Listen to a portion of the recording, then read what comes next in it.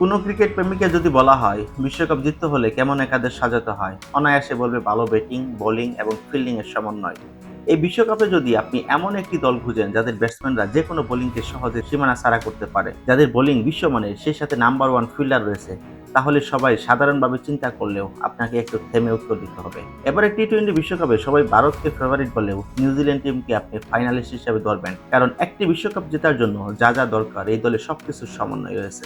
একটি দলে ব্যাটসম্যান যদি পাওয়ার প্লে সর্বোচ্চ ব্যবহার করতে পারে, তাহলে আপনাকে ধরেই নিতে হবে সেই দলের উইনিং প্রবাবিলিটি বেশি। একপাশে দীর্ঘদেহী ইয়াং ট্যালেন্ট ফিন অ্যালেন, যাকে কিউইদের বিকল্প ম্যাককালাম বলা হচ্ছে, আর অন্য প্রান্তে টিম সেইফার্ট, বিপক্ষ দলের বোলারদের দুই প্রান্ত থেকে সমান হারে বাউন্ডারি আদায় করতে সক্ষম এই জুটি। কি স্পিন কি পেস সব ধরনের বলকে সমানভাবে বাউন্ডারিতে পাঠাতে সক্ষম। মিডল অর্ডারে ড্যারেল মিচেল আর গ্লেন ফিলিপসের মতো যদি এক্সট্রা অর্ডিনারি বিগ হিটার থাকে, তাহলে আপনাকে ধরে নিতে হবে নিউজিল্যান্ডের ব্যাটারদের কাছে বিপক্ষ দলে বেঁধে দেওয়া কোনো রানকেই নিরাপদ বলা অতটা সহজ হবে না।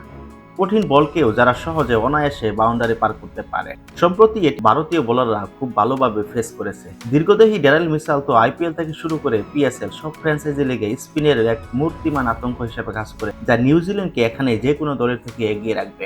বোলিং রেসে যদি আপনি ক্যালকুলেশনে নামেন, তাহলে নিউজিল্যান্ডের বোলাররা ইকোনমিক্যালি সবচেয়ে কম রেটে বল করে থাকে।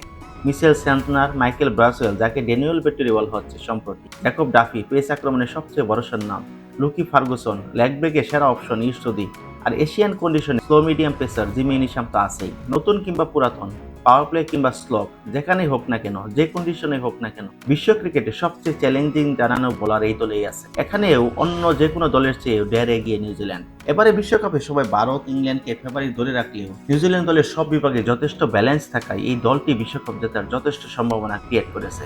সেরা বোলিং, সেরা ব্যাটিং আর ফিল্ডিংয়ে 100 বেঞ্চমার্ক, সবকিছু বিবেচনায় নিউজিল্যান্ড এবারে টি-20 বিশ্বকাপ জেতার এক জোরালো দাবিদার। আপনি কি তাই মনে করেন?